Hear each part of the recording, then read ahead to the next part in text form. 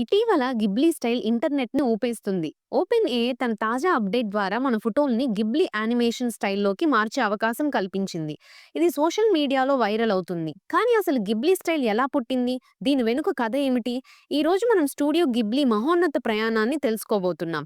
Classic hand drawn animation నుంచి digital యుగానికి పరిణామం వరకు. స్టూడియో గిబ్లీ అనే పేరు వినగానే మనకు గుర్తొచ్చే విషయాలు అందమైన విజువల్స్, మధురమైన మ్యూజిక్, మానవ సంబంధాల లోతైన ఎమోషన్స్.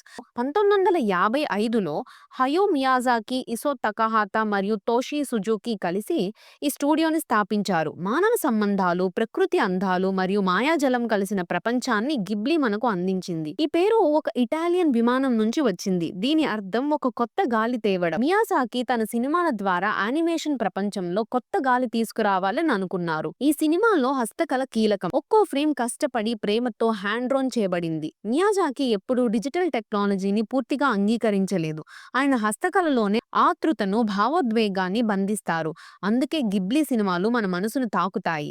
ప్రతి గిబ్లీ చిత్రంలో ఏదో ఒక బలమైన సందేశం ఉంటుంది. ప్రిన్సెస్ మొనాకో సినిమాలో మనం ప్రకృతి మరియు పరిశ్రమల మధ్య జరిగే యుద్ధాన్ని చూస్తాం. ఇది మన ప్రపంచానికి చాలా సంబంధం ఉన్న కథ. మన అసలైన వ్యక్తిత్వాన్ని తెలుసుకోవడం ఎంత ముఖ్యమో స్పిరిటెడ్ అవేలో స్పష్టంగా చూపించారు. హోల్స్ మూవీ కాస్టిల్లో యుద్ధాల వల్ల ఎదురయ్యే కష్టాలు, ప్రేమ మరియు శాంతిని గుర్తించడం అన్ని ఈ చిత్రంలో వ్యక్తీకరించబడ్డాయి. కానీ ఇప్పుడు ఏఐ కూడా గిబ్లీ స్టైల్ ను రీక్రియేట్ చేస్తుంది.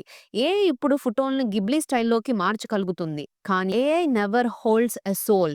మియాజా గారు ఎప్పుడూ డిజిటల్ టెక్నాలజీపై శంకించేవారు. హ్యాండ్ డ్రోన్ యానిమేషన్ లో ఒక జీవం ఉంటుంది. అది ఏఐ అందించలేని భావోద్వేగాన్ని ఇస్తుంది.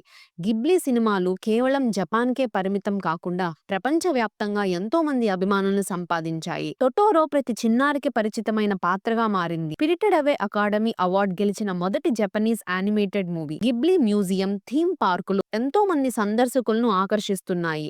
ఏఐ ఎంత ముందుకెళ్లినా గిబ్లీ కళ ఎప్పటికీ ప్రత్యేకమే. మీ అభిప్రాయం ఏమిటి? ఏఐ ద్వారా ఉత్పన్నమైన గిబ్లీ స్టైల్ కు బదులు మానవ కళాకారుల హస్తకళను మీరు ఎంత ఇష్టపడతారు? మీ అభిప్రాయాన్ని కామెంట్స్ లో తెలియజేయండి. లైక్ చేసి మరియు సబ్స్క్రైబ్ చేయండి మరిన్ని అమేజింగ్ స్టోరీస్ కోసం.